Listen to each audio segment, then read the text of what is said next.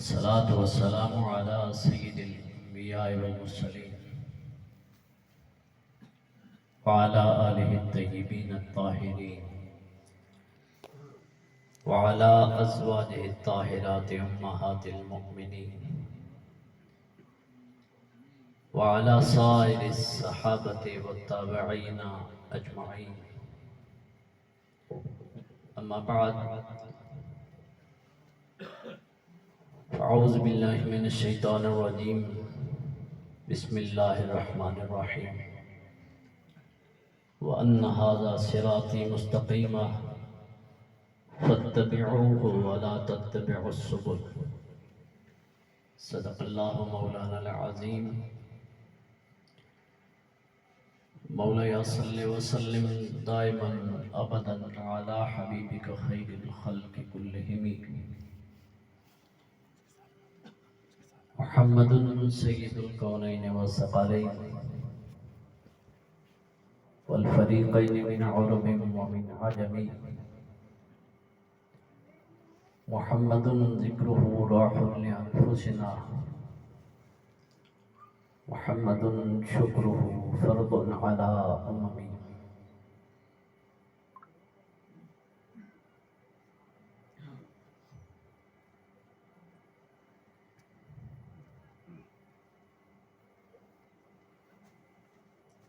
حاضرین محترم،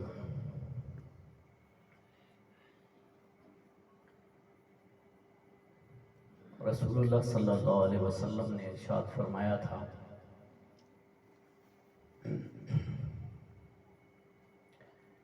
علیکم بسنتی وسنت خلفاء الراشدین، کہ تم پر میری اتباع ضروری ہے، اور میرے بعد جو میرے خلفاء ہوں گے ان کی اتباع تمہارے لیے ضروری ہے. دوستان گرامی، ہمارے سلف صالحین نے، ہمارے مشائخ نے، ہمارے علماء نے ہم تک جس دین کو پہنچایا ہے اس کی پہچان ہی یہی ہے کہ ہم جب اپنا تعارف کراتے ہیں تو ہم یہ کہتے ہیں کہ ہم اہل سنت و جماعت سے تعلق رکھتے ہیں. یہ بات میں اس لیے کر رہا ہوں کہ ابھی کچھ عرصہ پہلے جناب مفتی اعظم پاکستان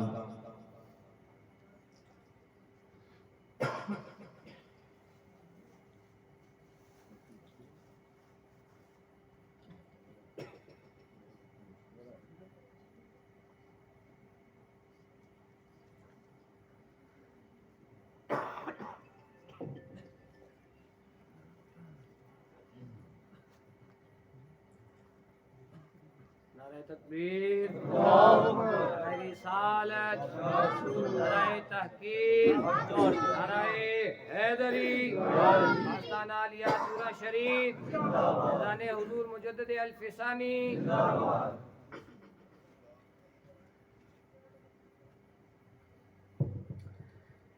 جناب مفتی اعظم پاکستان مفتی منیب الرحمان صاحب مدظلہ، اللہ آپ کا سایہ ہمارے سروں پہ سلامت رکھے.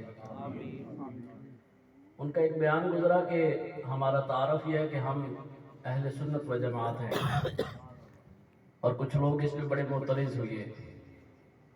بڑا انہوں نے کہا کہ جی مفتی صاحب کیا کریں، ہمارا تعارف اہل سنت و جماعت بریلوی ہے. دوستان محترم، یہ جو ہمیں بریلوی کی حیثیت سے متعارف کرایا گیا ہے، یہ ہمارے اپنے علماء کا تعارف نہیں تھا. یہ ہمارے مخالفین نے جو ہمارے بارے میں یہ پروپیگنڈا کرنا چاہتے تھے کہ یہ لوگ اہل سنت و جماعت کی صفوں سے نکل گئے ہیں، انہوں نے ہمارا تعارف شروع کرایا کہ یہ لوگ بریلوی ہو گئے، اور لوگوں کے ذہنوں میں یہ بات بٹھائی کہ جو بریلوی ہیں وہ دین حق پہ قدم اٹھانے والے نہیں ہیں۔ امام اہل سنت الشاہ امام احمد رضا خان بریلی رحمۃ اللہ تعالی علیہ، آپ بریلی شریف کے رہنے والے ہیں، لیکن آپ نے، آپ کے اساتذہ، آپ کے مشائخ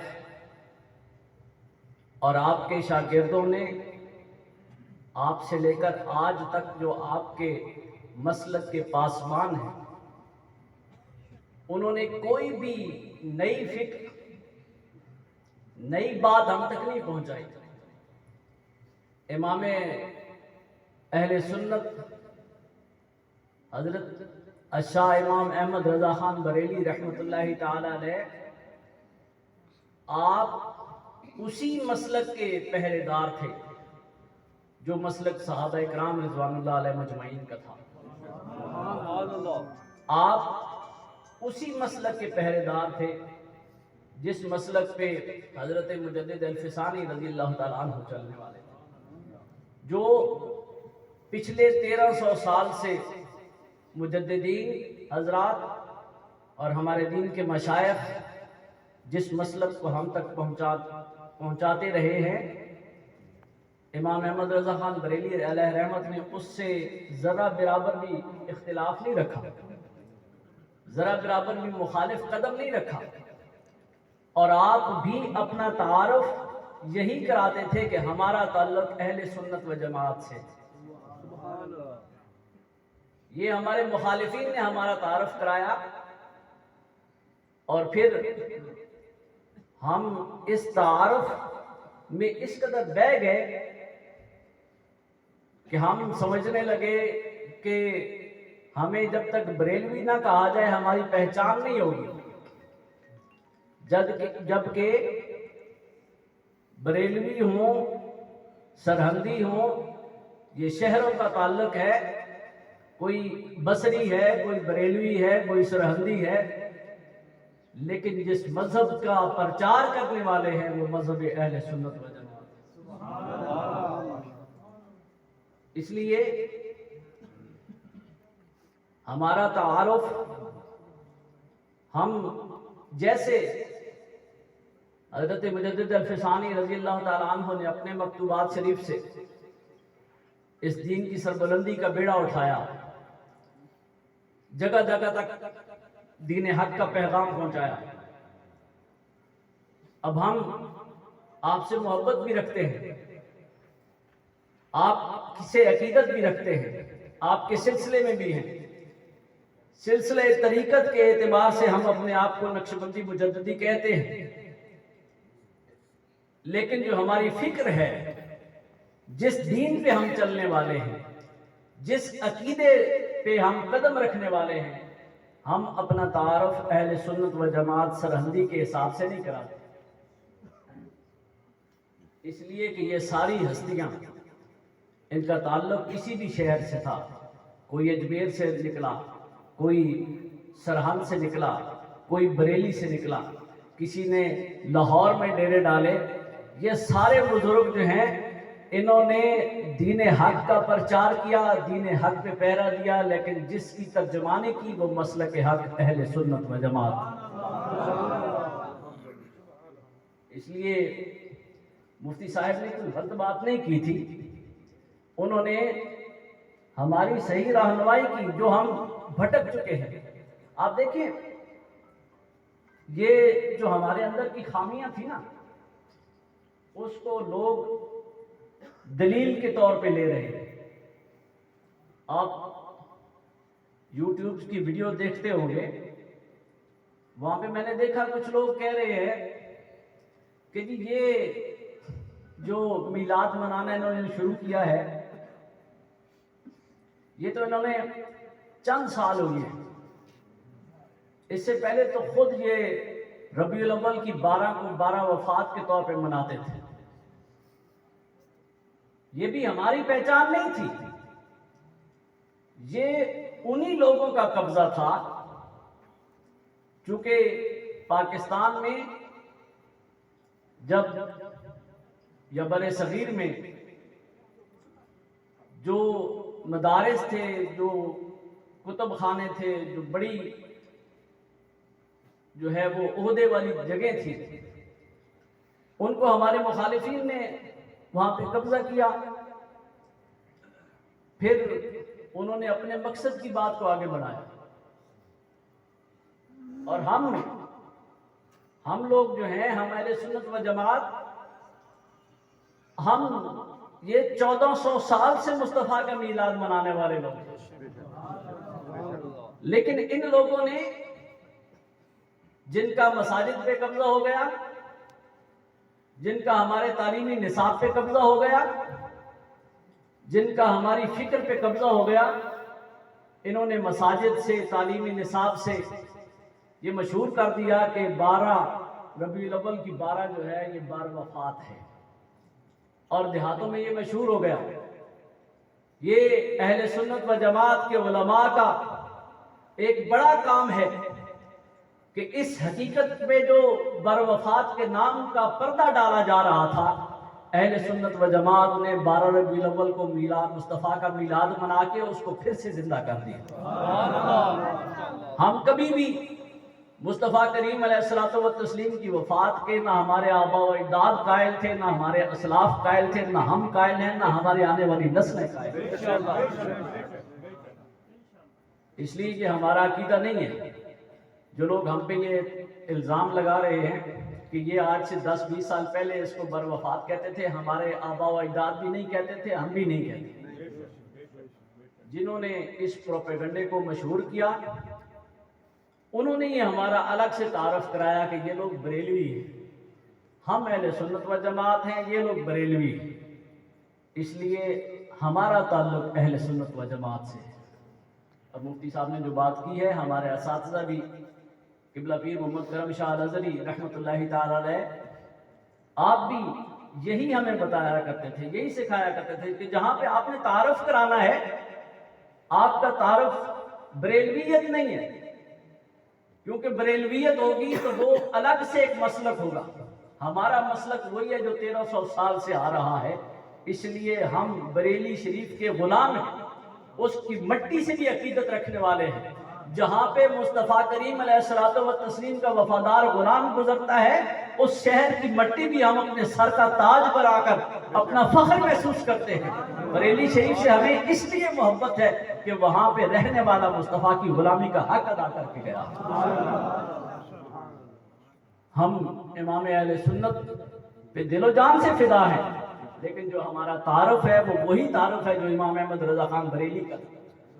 آپ کا تعارف بھی تھا کہ آپ اہل سنت و جماعت کے امام ہیں، اور ہمارا تعارف یہ ہے کہ ہم اہل سنت و جماعت کے غلام ہیں.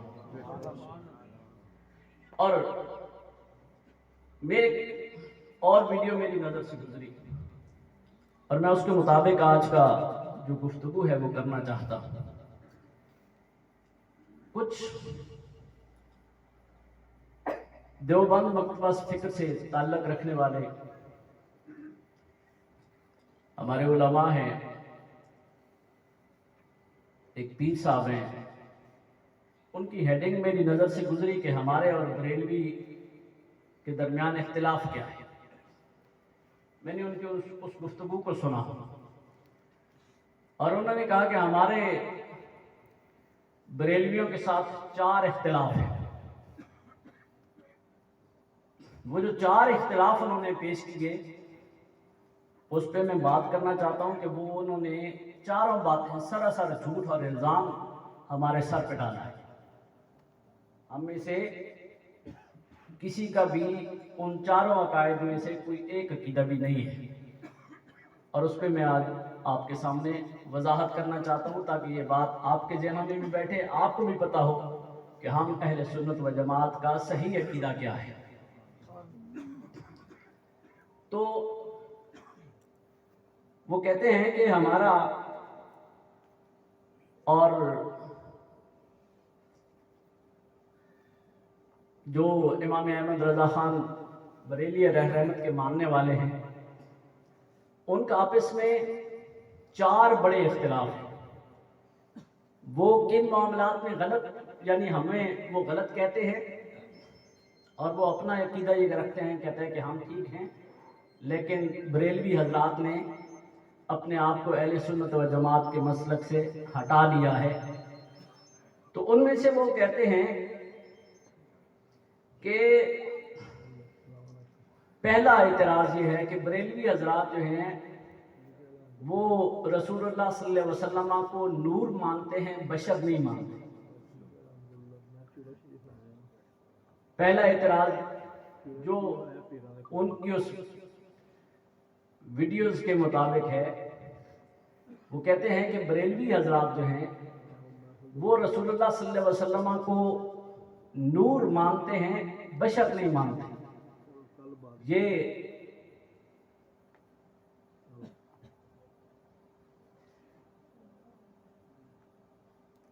یہ ایک سراسر غلط بات ہے، بہتان ہے، اور جنہوں نے ہم اہل سنت و جماعت کے متعلق یہ بات کی ہے، انہوں نے ہمارے بزرگوں کی کتابوں کو پڑھا ہی نہیں ہے، انہوں نے ہمارے عقائد کا مطالعہ ہی نہیں کیا۔ ہم میں سے کسی کا یہ عقیدہ نہیں ہے کہ رسول اللہ صلی اللہ علیہ وسلم فقط نور ہیں، آپ بشر ہیں ہی نہیں۔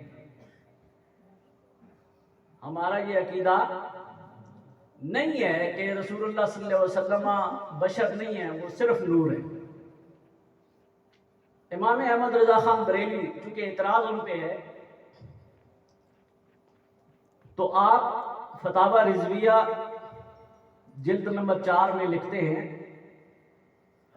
جو یہ کہے کہ رسول اللہ صلی اللہ علیہ وسلم کی صورت ظاہری بشری ہے، حقیقت باطنی بشریت سے ارفع و اعلیٰ ہے، یا یہ کہے کہ حضور اوروں کی مثل بشر نہیں ہے، تو وہ سچ کہتا ہے۔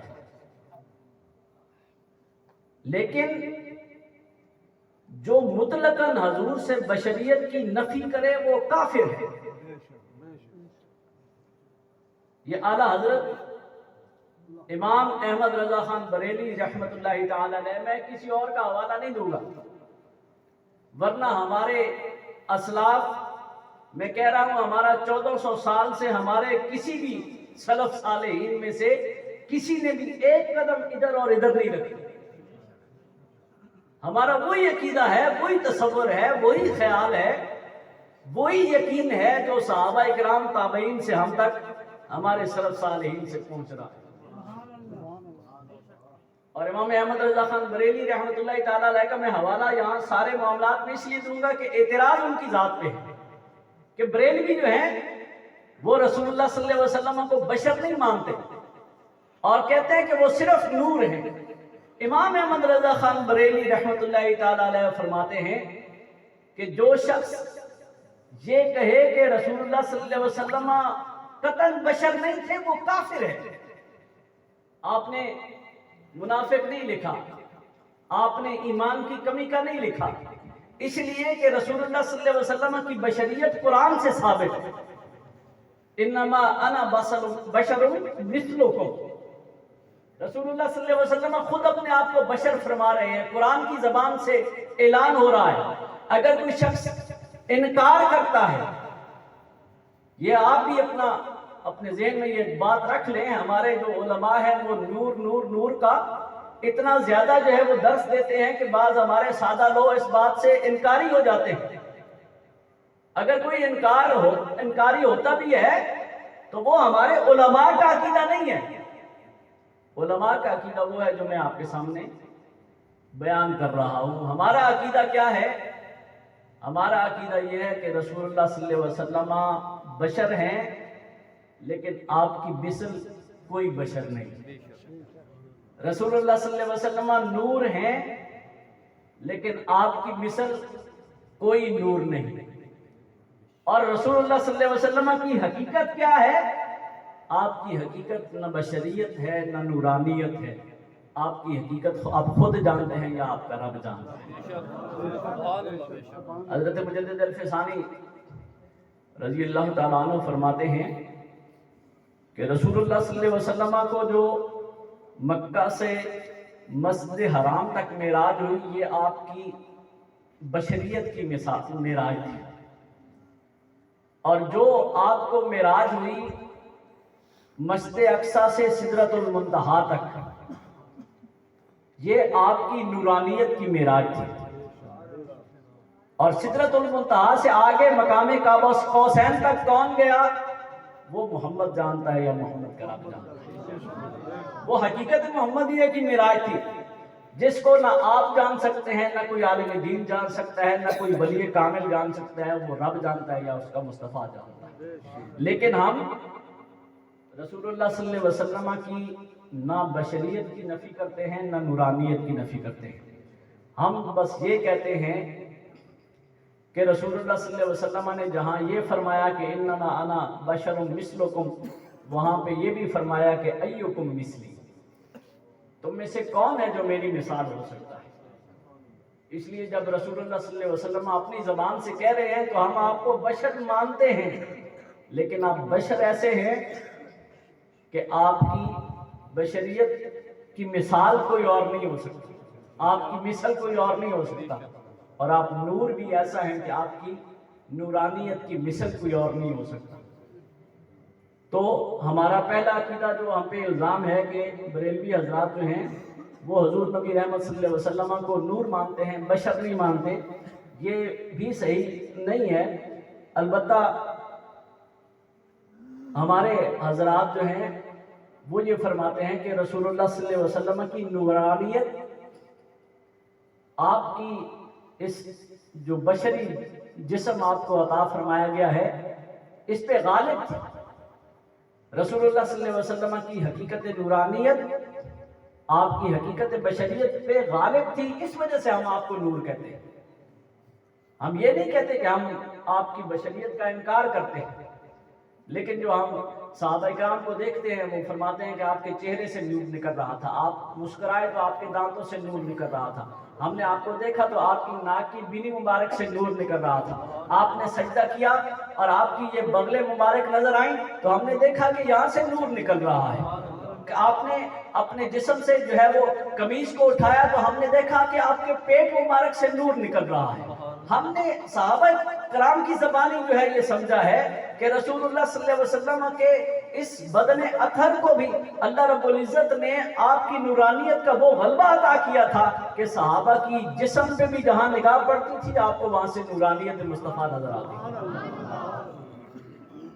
اس لیے ہم رسول اللہ صلی اللہ علیہ وسلم کے نور مبارک کی زیادہ تعریف کرتے ہیں اور آپ کی اس حقیقت پہ زیادہ زور دیتے ہیں، اس لیے کہ اس حقیقت کو اللہ رب العزت نے زیادہ واضح فرمایا ہے، اور آپ کی جو بشری صفت ہے اس پہ اللہ رب العزت نے اتنا زور نہیں فرمایا جتنا آپ کی نورانیت کو جو ہے وہ اللہ نے واضح فرمایا۔ تو ہمارے علماء بھی اس پہ زیادہ بات کرتے ہیں، ورنہ ہم نہ رسول اللہ صلی اللہ علیہ وسلم کی بشریت کے منکر ہیں نہ آپ کے نور ہونے کے منکر ہیں، اور ہم تک یہ جو عقیدہ ہے یہ ہمارے سلف صالحین سے جو ہے وہ پہنچا ہے۔ امام جلال الدین سیوطی خصائص کبریٰ میں ابن سبا کے حوالے سے لکھتے ہیں، آپ نے فرمایا کہ رسول اللہ صلی اللہ علیہ وسلم کا سایہ اس لیے نہیں تھا کہ آپ نور ہیں۔ یہ عقیدہ یعنی کہ آپ کو رسول اللہ صلی اللہ علیہ وسلم کو نور کہنا، یہ میں اس لیے بتا رہا ہوں کہ یہ امام احمد رضا خان بریلی علیہ رحمت کا نیا گھڑا ہوا عقیدہ نہیں ہے، یہ سلف صالحین کا عقیدہ ہے کہ وہ بھی رسول اللہ صلی اللہ علیہ وسلم کو بشر ماننے کے باوجود آپ کو نور کہا کرتے ہیں۔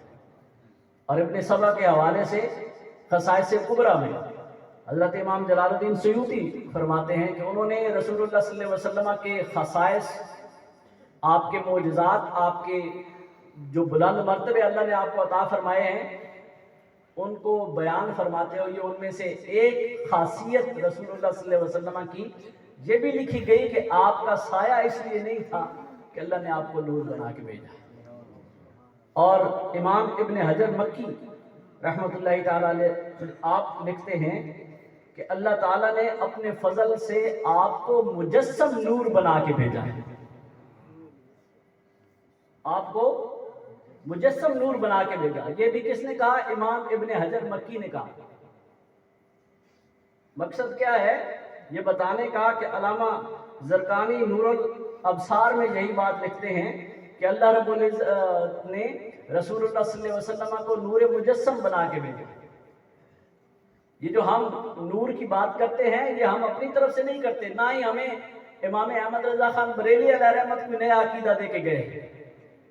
جتنے بھی رسول اللہ صلی اللہ علیہ وسلم کے عشاق سلف صالحین علماء گزرے ہیں وہ تمام اس بات کے قائل تھے کہ اگرچہ اللہ رب العزت نے آپ کو بشری لباس میں بھیجا ہے، بشر کا جسم عطا کیا ہے، لیکن اس بشریت پہ بھی آپ کی نورانیت غالب تھی، اس لیے کہ آپ کے نور کی حقیقت آپ کی بشریت پہ غالب تھی.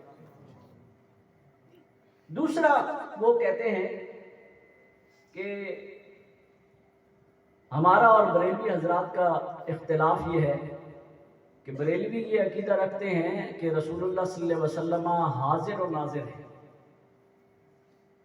رسول اللہ صلی اللہ علیہ وسلم حاضر و ناظر ہے. اب اعلیٰ حضرت کیا فرماتے ہیں؟ آپ فرماتے ہیں کہ بے ادبی، کسی نے پوچھا کہ ہم یا رسول اللہ کہہ سکتے ہیں کہ نہیں؟ آپ نے فرمایا اس کا جواب کہ بے ادبی کی جگہوں کے علاوہ یا رسول اللہ ہر وقت کہنا جائز ہے.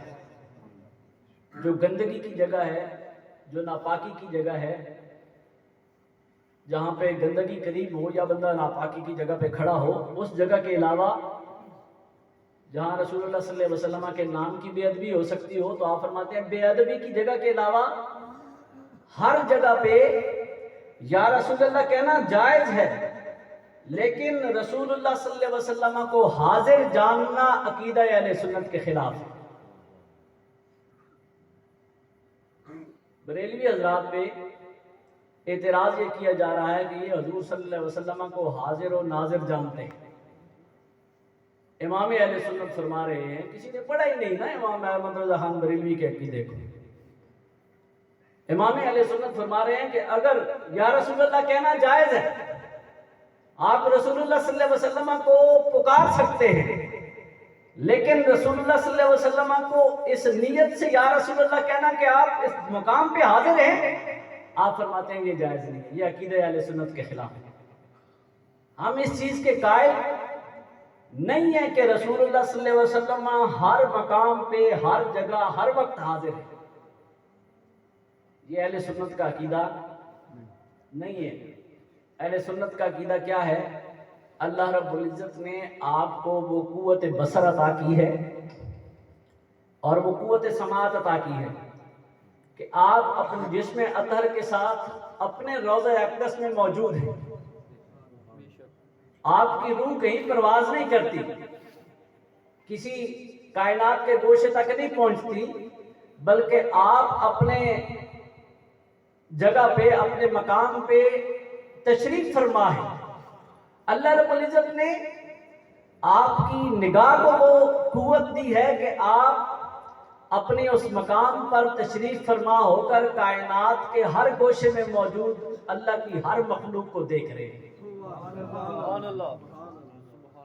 اور آپ یہ ناظر ہونے کی، ناظر کا مطلب ہے دیکھنے والا، اور جو ہمارا حاضر کا عقیدہ ہے وہ اس اعتبار سے نہیں ہے کہ جہاں پہ ہم رسول اللہ صلی اللہ علیہ وسلم کو پکاریں گے وہیں پہ حاضر ہوں گے، یا ہم اس عقیدے سے کہیں کہ جب ہم سلام پڑھنے کے لیے کھڑے ہوں تو ہمارا یہ عقیدہ ہو کہ رسول اللہ صلی اللہ علیہ وسلم سامنے موجود ہیں اور ہم سلام پڑھ رہے ہیں، یا درود پڑھنے کے لیے ہم بیٹھے تو ہم یہ عقیدہ رکھیں کہ رسول اللہ صلی اللہ علیہ وسلم سامنے موجود ہے اور ہم درود پڑھ رہے ہیں. نہیں، جب ہم درود پڑھتے ہیں تو بھی ہمارا عقیدہ یہ ہوتا ہے کہ سرکار اپنے مزار انور میں موجود ہیں، لیکن ہمارے خلوص سے پڑھے ہوئے درود کو سن رہے ہیں. کریم آقا صلی اللہ علیہ وسلم اپنے گنبد خضرا میں آرام فرما ہے، لیکن جب یا رسول اللہ کی ہم صدا دیتے ہیں آپ وہاں بیٹھے ہماری صدا کو سنتے بھی ہیں، ہمیں دیکھتے بھی ہیں. یہ ہمارا حاضر و ناظر ہونے کا اہل سنت و جماعت کا عقیدہ ہے کہ رسول اللہ صلی اللہ علیہ وسلم کو ہم جو حاضر یا ناظر سمجھتے ہیں یا کہتے ہیں، اس میں ہمارا یہ عقیدہ نہیں ہے کہ وہ ہر جگہ پہ ہر وقت موجود ہوتے ہیں اور ہر چیز کو دیکھ رہے ہوتے ہیں. نہیں، جب اللہ چاہے، جس غلام کے متعلق چاہے یا جس کی خود رسول اللہ صلی اللہ علیہ وسلم سننا چاہیں، اللہ رب العزت آپ کو وہ بصر، وہ قوت سماعت عطا فرما دیتا ہے کہ آپ اس کو دیکھتے بھی ہیں، اس کی بات کو سنتے بھی ہیں، اور مدد کرنا چاہیں تو اللہ رب العزت کی قوت سے آپ اس کی مدد بھی فرما سکیں. ہمارا قطعاً یہ عقیدہ نہیں ہے. اور دوسرا، لوگوں نے یہ کہا کہ علماء، یہ جو بریلوی حضرات ہیں، یہ رسول اللہ صلی اللہ علیہ وسلم کو حاضر و ناظر کہتے ہیں، حالانکہ حاضر و ناظر اللہ کی ذات ہے. امام اہل سنت فرماتے ہیں کہ اللہ کو حاضر و ناظر کہنا بھی صحیح نہیں ہے. اس لیے کیوں اللہ کو ہم حاضر و ناظر نہیں کہہ سکتے؟ اس لیے نہیں کہہ سکتے کہ اللہ رب العزت کی ذات وہ ہے جو اس کائنات میں کہیں سما نہیں سکتی. اللہ مکانیت سے پاک ہے. اللہ کے متعلق جب ہم عقیدہ بیان کرتے ہیں نا کہ مالک کون ہے، الہ کون ہے، اس کی نہ کوئی جہت ہے، نہ کوئی مکان ہے، نہ کوئی سمت ہے. وہ نہ مشرق میں ہے، نہ مغرب میں ہے، نہ شمال میں ہے، نہ جنوب میں ہے، نہ اوپر ہے، نہ نیچے ہے، نہ دائیں ہے، نہ بائیں ہے. ہم اس کے لیے کوئی سمت متعین نہیں کر سکتے.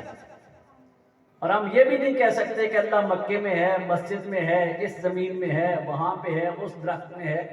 جس کا یہ عقیدہ ہوگا وہ شرک کرنے والا ہوگا، اس کا ایمان کامل نہیں ہو سکتا. کہ ہم اللہ کے لیے جگہ متعین کر رہے ہیں، ہم اللہ کے لیے مکان متعین کر رہے ہیں، جبکہ وہ کہتا ہے کہ میرا کوئی مکان نہیں.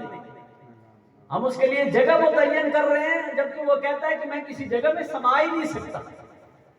کائنات کا، ساری کائنات کا وجود اس کے سامنے رائی کے ایک دانے کی مثل ہے. اس کی ذات تو برابر ہے. وسعت کرسیہ السماوات والارض، اس کی تو کرسی، اس کے عرش کی شان یہ ہے کہ وہ ساری کائنات پہ محیط ہے. جس عرش پہ وہ بیٹھا ہے وہ اس کائنات میں کہاں آ سکتا ہے؟ اس لیے امام اہل سنت فرماتے ہیں کہ رسول اللہ صلی اللہ علیہ وسلم کے بارے میں اگرچہ ہمارا یہ عقیدہ ہے کہ ہم رسول اللہ کو بھی حاضر و ناظر نہیں مانتے، لیکن اللہ رب العزت کو بھی ہر جگہ پہ حاضر ماننا یہ بھی عقیدہ اہل سنت کے خلاف ہے. اللہ کی ذات وہ ہے کہ ساری کائنات تو ویسے اس کے ہاتھ کے سامنے ہے. جیسے یہ ہماری ہاتھ کی ہتھیلی پہ کوئی رائی کا دانہ رکھ دیا جائے تو ہمیں وہ نظر آتا رہے گا. یہ پوری کائنات اللہ کے سامنے تو رائی کے دانے کے مثل ہے. تو اللہ اس کو دیکھ بھی رہا ہے اور یہ اللہ کے سامنے موجود بھی ہے، لیکن اللہ یہاں پہ آ کر اس رائی کے دانے کے پاس نہیں بیٹھتا. اس لحاظ سے اس کو حاضر بھی نہیں کہا جا سکتا. تو امام اہل سنت فرماتے ہیں نا، ہمارا اللہ کے متعلق یہ عقیدہ ہے کہ وہ ہر جگہ پہ حاضر ہوتا ہے، لیکن ہر جگہ اس کی دسترس میں ہے. ایسے ہی اللہ کی دی ہوئی قدرت اور عطا سے رسول اللہ صلی اللہ علیہ وسلم ہر جگہ موجود نہیں ہوتے، لیکن آپ کا ہر غلام آپ کی دسترس میں ضرور ہوتا ہے. تو ہمارا عقیدہ جو ہے یہی ہے کہ ہم اللہ رب العزت کے حبیب کریم علیہ الصلوۃ والتسلیم کو، یہ جو دوسرا ہم پہ اعتراض ہے کہ حاضر و ناظر مانتے ہیں، تو اعلیٰ حضرت کی گفتگو سے، اعلیٰ حضرت کے الفاظ سے میں نے آپ کے سامنے اس بات کو رکھا کہ آپ یہ نہیں فرماتے کہ ہم اہل سنت و جماعت کا یہ عقیدہ نہیں ہے کہ رسول اللہ صلی اللہ علیہ وسلم ہر جگہ موجود ہوتے ہیں. اس اعتبار سے میں اپنے دوستوں کی بھی یہ رہنمائی کرنا چاہتا ہوں کہ جو ہمارے جو نقیب حضرات ہیں، نعت خوان حضرات ہیں، یہ کہتے ہیں کہ بالیقین رسول اللہ یہاں موجود ہیں. میں عموماً پہلے بھی اس بات پہ ٹوکتا رہتا ہوں، یا بالیقین رسول اللہ صلی اللہ علیہ وسلم تشریف لا رہے ہیں، آپ بادب ہو کے بیٹھ جائیں، اٹھ جائیں، کھڑے ہو جائیں. اس میں حاضرین کے ذہن میں یہ بات آتی ہے کہ رسول اللہ صلی اللہ علیہ وسلم وہاں پہ موجود ہیں، اور ہمارا اس بات کا عقیدہ رکھنا، کریم آقا صلی اللہ علیہ وسلم تشریف لانا چاہیں تو آ سکتے ہیں، آپ کو اللہ رب العزت نے یہ قوت عطا کی ہے، لیکن ہماری طرف سے یہ عقیدہ رکھنا یا اس عقیدے کے مطابق لوگوں سے صرف واہ واہ کہلوانے کے لیے ہم یہ کہیں کہ رسول اللہ صلی اللہ علیہ وسلم اس محفل میں موجود ہیں یا آ چکے ہیں، اور آپ کھڑے ہو جائیں اور آپ باادب ہو جائیں اور رسول اللہ صلی اللہ علیہ وسلم کی ذات کی طرف متوجہ ہو جائیں، یہ تمام کلمات جو ہیں یہ بے ادبی کے کلمات ہیں اور اہل سنت و جماعت کے عقیدے سے مطابقت نہیں رکھتے۔ ہمیں بس یہی عقیدہ رکھنا چاہیے کہ کریم آقا صلی اللہ علیہ وسلم بیٹھے اپنی پاک جگہ پہ، جہاں پہ اللہ نے آپ کو بٹھایا ہے آپ وہیں پہ متمکن ہیں، اللہ نے آپ کو تو طاقت دے دی ہے کہ آپ کائنات کے ہر گوشے میں موجود اپنے غلام پہ نظر بھی رکھ سکتے ہیں، اس کی بات سن بھی سکتے ہیں، اس کی مدد بھی فرما سکتے ہیں۔ پھر فرماتے ہیں کہ بریلوی حضرات جو ہیں وہ رسول اللہ صلی اللہ علیہ وسلم کو مختار کون مانتے ہیں۔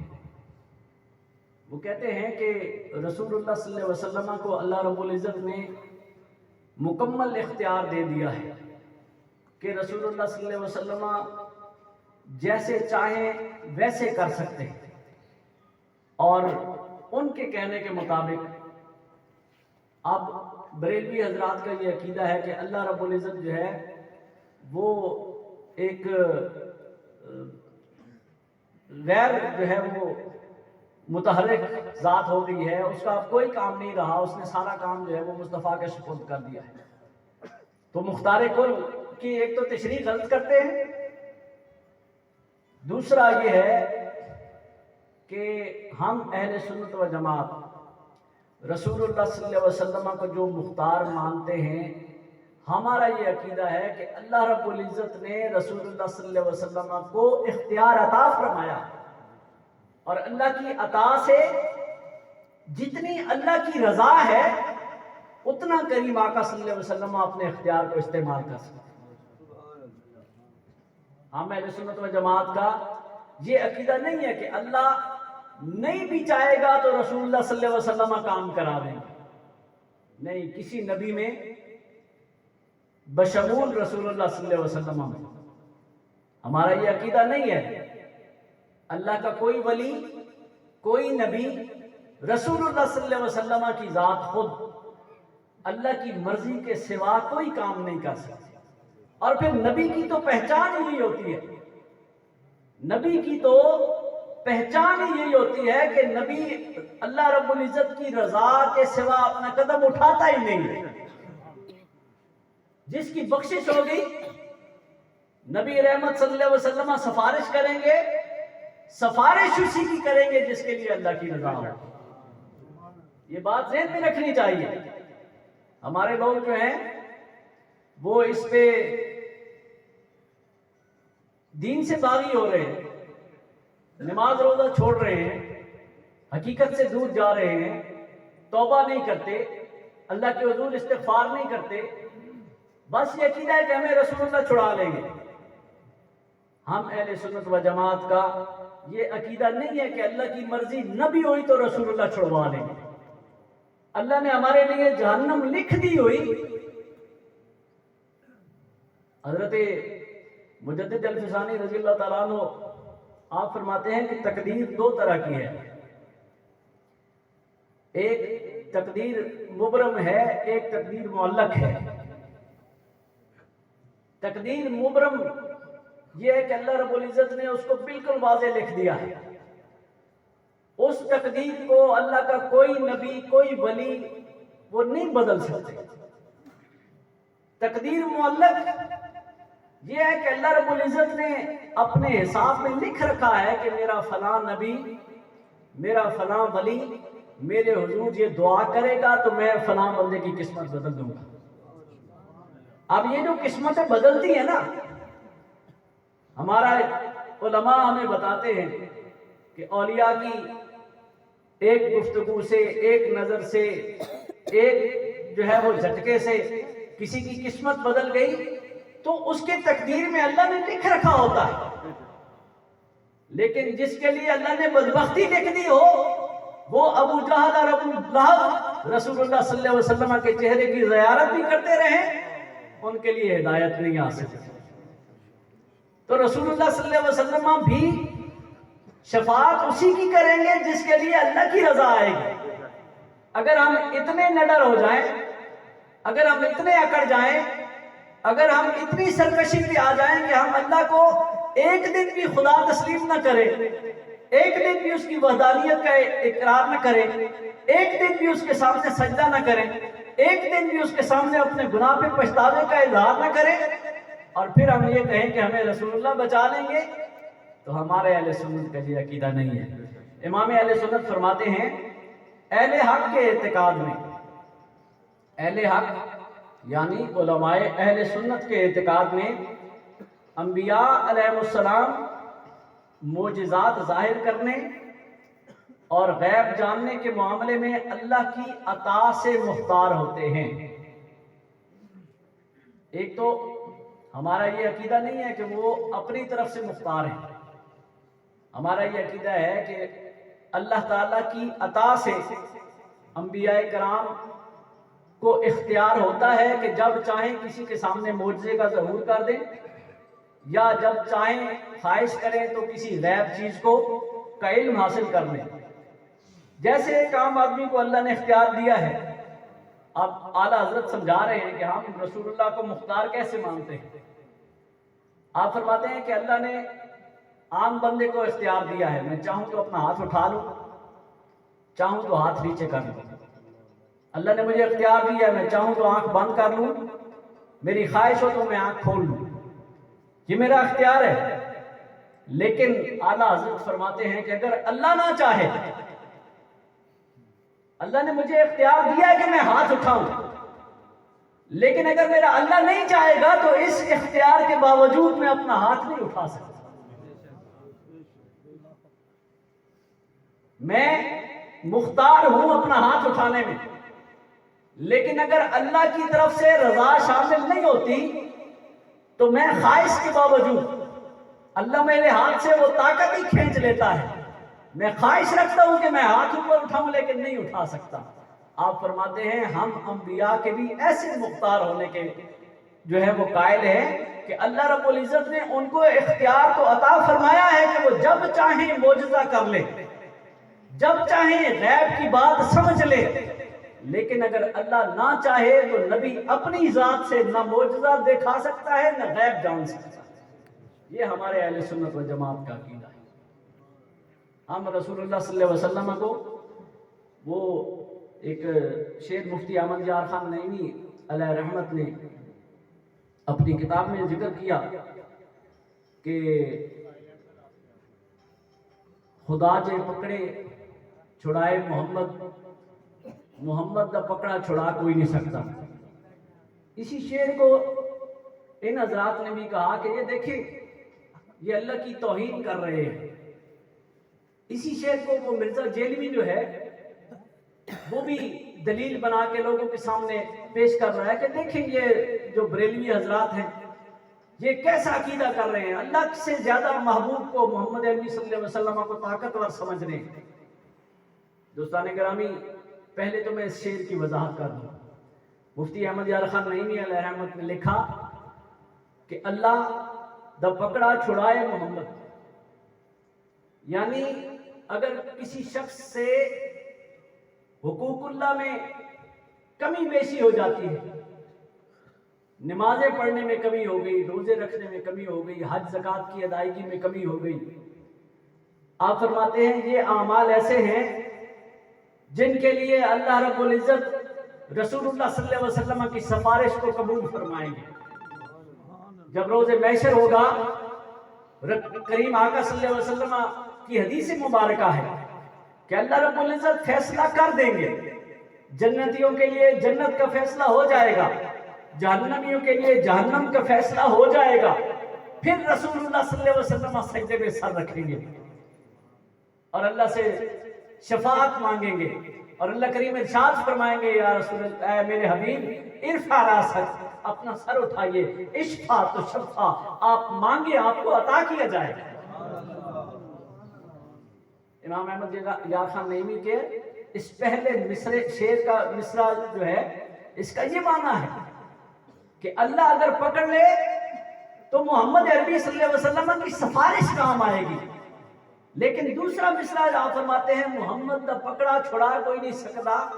آپ کا مقصد یہ ہے کہ جو شخص توہین رسالت کا مرتکب ہوتا ہے، جس شخص نے رسول اللہ صلی اللہ علیہ وسلم کی توہین کی ہوگی، جو شخص اللہ رب العزت کی عبادت میں کمی کا مرتکب ہوگا، وہاں پہ رسول اللہ صلی اللہ علیہ وسلم کی سفارش کام آ سکتی ہے. لیکن اگر کسی شخص نے توہین مصطفیٰ کر دی، اس پہ اللہ بھی ناراض ہو جائے گا، اللہ کا رسول بھی ناراض ہو جائے گا. اللہ کی ناراضگی کو مٹانے والی جو ذات ہے، جو دور کرنے والی جو ذات ہے، جو اللہ کو راضی کرنے والی ذات ہے، وہ مصطفیٰ کریم علیہ الصلوۃ والتسلیم کی ذات ہے. اور اگر تم نے گستاخی کر کے مصطفیٰ کو ہی ناراض کر دیا تو آپ فرماتے ہیں محمد دا پکڑا چھڑا کوئی نہیں سکتا. اس کا مطلب یہ کہ جو توہین مصطفیٰ کا مرتکب ہوگا اس کا سفارشی محمد بھی نہیں ہوگا، اور خدا تو پہلے ناراض ہوگا، اس کو وہاں پہ راضی کون کرائے. لیکن اس وضاحت کے باوجود ہمارے علماء جو ہیں، علماء اہل سنت، یہ ارشاد فرماتے ہیں کہ عوام، کیونکہ اس کی تشریح کرنی پڑتی ہے نا، جیسے میں نے آپ کو تشریح کر کے سکھایا، تو آپ فرماتے ہیں عام عوام کے سامنے یہ شعر پڑھنا صحیح نہیں ہے. اس لیے کہ عام عوام جب اس شعر کو سنیں گی اور اگر وہ اس کی تشریح نہ سمجھ سکے تو ان کے ذہن میں یہی بات آئے گی جو ہم پہ اعتراض کیا گیا ہے کہ ہم محمد صلی اللہ علیہ وسلم کی طاقت کو نعوذ باللہ اللہ کی طاقت سے زیادہ سمجھتے ہیں، اور ہم یہ کہتے ہیں کہ اللہ نے اگر ہمیں پکڑ لیا تو مصطفیٰ کی سفارش چھڑا دے گی، لیکن رسول اللہ صلی اللہ علیہ وسلم نے اگر گرفتار کر لیا تو اللہ میں طاقت ہی نہیں ہے کہ وہ ہمیں معاف کر سکے. اس کا یہ قطعاً مطلب نہیں ہے، نہ ہمارے اہل سنت و جماعت کے علماء کی یہ رائے ہے. اس کے باوجود ہمارے اہل سنت و جماعت کے علماء یہ کہتے ہیں کہ یہ شعر عوام الناس میں پڑھنا صحیح نہیں ہے. ہم اس کے قائل نہیں ہیں، عوام میں یہ شعر نہیں پڑھنا چاہیے، اپنی تقریروں میں یہ شعر نہیں پڑھنا چاہیے، کیونکہ یہ لوگوں کا عقیدہ برباد کرتا ہے. اس لیے ہم پہ یہ اعتراض نہیں آتا کہ ہم جو ہے وہ اس شعر کی جو غلط تشریح ہے اس کے مطابق رسول اللہ صلی اللہ علیہ وسلم کو قوت والا اور طاقت والا مانتے ہیں. ہمارے علماء نے اس شعر کو جس نظر سے کہا ہے وہ توہین رسالت کی نظر سے کہا ہے کہ اگر رسول اللہ صلی اللہ علیہ وسلم کی توہین کا ارتکاب کرو گے تو اللہ کی بارگاہ میں نہ رسول کی سفارش رہے گی، نہ اللہ راضی ہوگا، تو پھر ٹھکانہ جہنم ہی ہوگا. اور رسول اللہ صلی اللہ علیہ وسلم کو جو اختیار ہے اس کے متعلق ہم اس کلی اختیار کے مالک نہیں ہے کہ اب اللہ کچھ کر ہی نہیں سکتا، یا اللہ کی مرضی نہ بھی ہو تو رسول اللہ صلی اللہ علیہ وسلم ہمیں چھڑا لیں گے. نہیں، پہلے اللہ کی رضا ہوگی، پہلے اللہ کی رضا ہوگی، اور جس شخص کے لیے اللہ چاہے گا اس کے لیے رسول اللہ صلی اللہ علیہ وسلم سفارش کریں گے، اس کے لیے رسول اللہ صلی اللہ علیہ وسلم سفارش کریں گے. یہ بات اپنے ذہن میں بٹھا لیں کہ اللہ کا نبی اللہ تعالیٰ کی مرضی کے خلاف ایک قدم بھی نہیں اٹھا سکتے. نبوت عطا ہی اس ہستی کو کی جاتی ہے جو اپنی زندگی کا ایک ایک سانس اللہ کے حوالے کر دیتا ہے، اور پھر اس کو اپنے وجود پہ اختیار نہیں رہتا. نبی کی تو بڑی ذات ہے، صدیقین تو بہت بڑے مرتبے کے ہیں، شہداء کا تو بہت ہی بڑا مرتبہ ہے. جو اللہ تعالیٰ کا ولی ہوتا ہے جب وہ مقام غوثیت پہ پہنچتا ہے، صوفیاء لکھتے ہیں کہ جو غوث کے مقام پہ پہنچ جاتا ہے، جس کو قطبیت کا تاج پہنا دیا جاتا ہے، اس کی زندگی ایسی ہو جاتی ہے کہ وہ اپنی زندگی کا ایک سانس بھی اللہ کی مرضی کے بغیر نہیں لیتا. اس کی زندگی بھی ایسی ہو جاتی ہے کہ وہ اپنی زندگی کا ایک قدم بھی سنت مصطفیٰ سے ہٹ کے نہیں اٹھاتا، اللہ کی رضا سے ہٹ کے وہ نہیں چلتا. تو جب اللہ کے ولی کی یہ کیفیت ہے کہ وہ اللہ تعالیٰ کی مرضی کے بغیر اپنا کوئی قدم نہیں اٹھاتا، تو اللہ کے نبی کے بارے میں ہم یہ کیسے سوچ سکتے ہیں کہ اللہ کی مرضی نہ بھی ہوگی تو وہ ہماری سفارش کریں گے؟ نہیں. آپ اپنے اندر اپنے ذہن میں سے یہ عقیدہ پختہ کر لیں اور اس عقیدے کو سمجھ لیں اور اپنے دوستوں کو سمجھائیں. ہمارا عقیدہ رسول اللہ صلی اللہ علیہ وسلم کی شفاعت کے بارے میں یہ ہے کہ ہم گناہگار ہوں گے، سرکش نہیں ہوں گے. سرکش کے لیے معافی نہیں ہے. ہاں اللہ کی بندگی کریں گے، اللہ کا خوف بھی رکھیں گے، اس کی عبادت بھی کرتے رہیں گے. اس کے باوجود بحیثیت بشر اگر ہم سے غلطی ہوتی ہے، گناہ سرزد ہوتا ہے، تو پھر رسول اللہ صلی اللہ علیہ وسلم ہمارے لیے سفارش کریں گے. لیکن جو سرکش ہوں گے، جو منافق ہوں گے، جو کافر ہوں گے، ان کے لیے جہنم جو ہے وہ ان کا ٹھکانہ، اللہ نے قرآن میں ارشاد فرما دیا ہے کہ ان کا ٹھکانہ جہنم ہے. تو اللہ قرآن میں ارشاد فرماتے ہیں کہ لا تبدیل لکلمات اللہ. اللہ نے جو فیصلہ کر دیا ہے وہ نہیں بدلے گا. ہاں جن کے متعلق اللہ نے فیصلہ مؤخر کر رکھا ہے، وہ اللہ کے وہ بندے ہیں جو اس کی بندگی کرتے ہیں، اس کو وحدہ لا شریک مانتے ہیں، اس کی عبادت کرتے ہیں. اس کے باوجود اگر ان سے کوئی گناہ سرزد ہو گیا، اس کے باوجود اگر ان سے کوئی معاملات میں کمی رہ گئی، تو پھر رسول اللہ صلی اللہ علیہ وسلم کی سفارش کام آئے گی. ہمارا قطعاً یہ عقیدہ نہیں ہے کہ اللہ نہ بھی چاہے اور اللہ کی مرضی نہ بھی ہوگی تو پھر بھی رسول اللہ صلی اللہ علیہ وسلم ہمارے لیے سفارش کریں گے اور ہمیں بخشوا لیں گے. ایسا قطعاً ممکن نہیں ہوگا. نبی رحمت صلی اللہ علیہ وسلم سفارش اسی کے لیے کریں گے جس کے لیے پہلے اللہ کی رضا موجود ہوگی. اچھا، چوتھا اعتراض،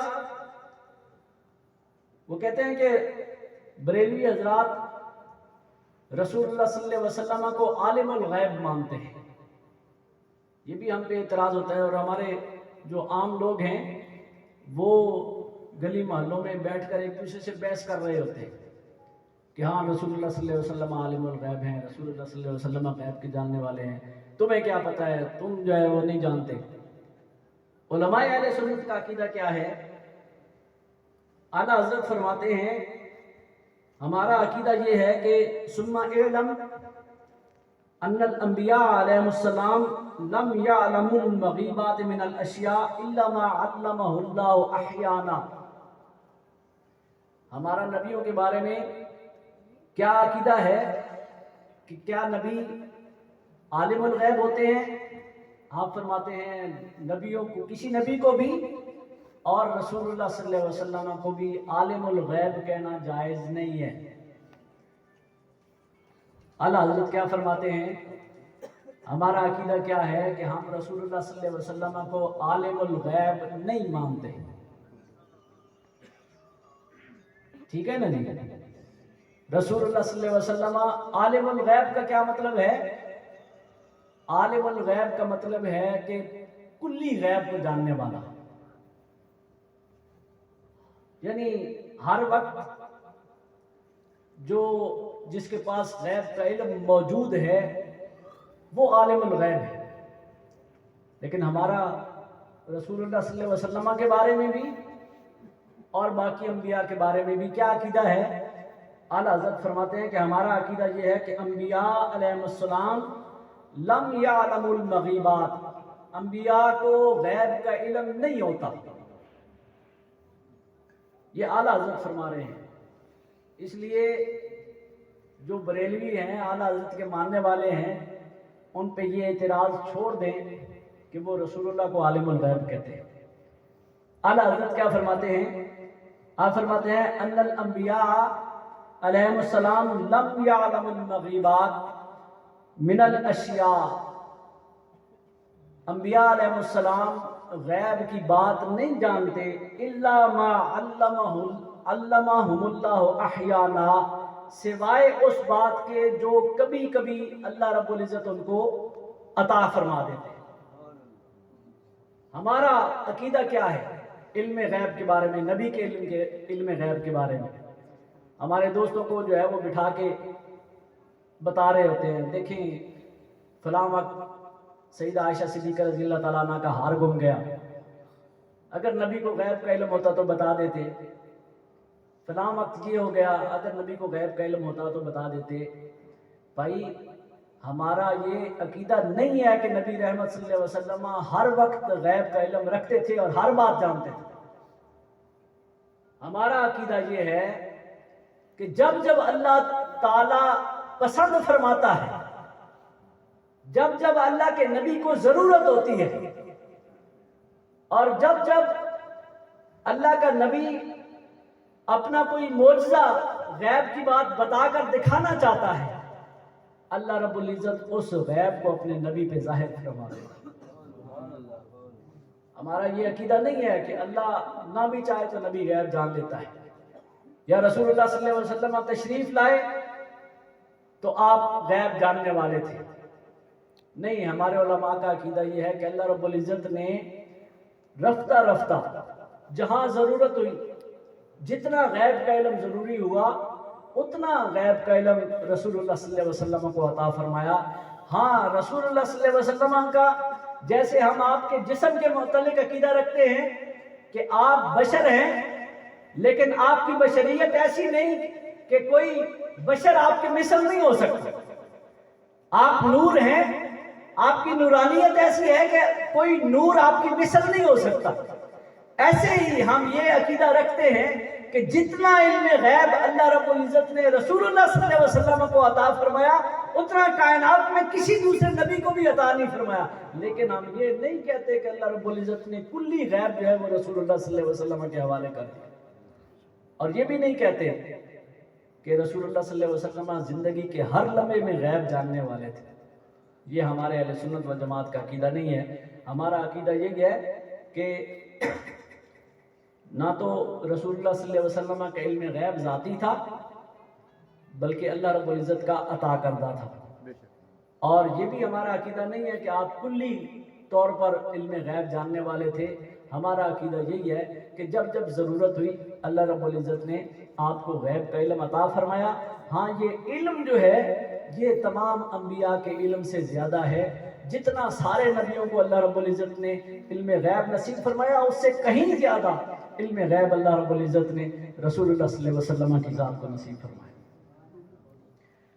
تو یہ تمام وہ جو باتیں تھیں، بلکہ ایک جگہ اعلیٰ حضرت ہی فرماتے ہیں کہ رسول اللہ صلی اللہ علیہ وسلم کے بارے میں عالم الغیب تو دور کی بات ہے نا، عالم الغیب میں کلی علم آ جاتا ہے۔ آپ فرماتے ہیں کہ ہم عام لفظ میں بھی یہ کہنا جائز نہیں ہے کہ رسول اللہ صلی اللہ علیہ وسلم کو غیب کا علم تھا۔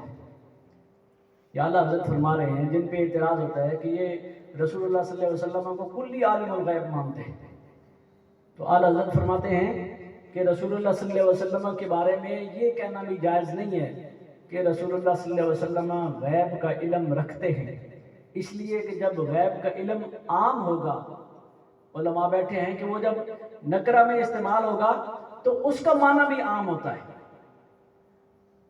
تو وہ بھی عام کو اور کل کو شامل ہوتا ہے۔ اس لیے نہ یہ کہا جائے کہ رسول اللہ صلی اللہ علیہ وسلم عالم الغیب ہے، غیب پہ الف لام آئے گا خاص ہو جائے گی، اور جب اردو ترجمہ کرتے ہوئے ہم یہ کہیں گے کہ رسول اللہ صلی اللہ علیہ وسلم غیب کا علم رکھتے ہیں، اس سے بھی کلی علم مراد ہوتا ہے۔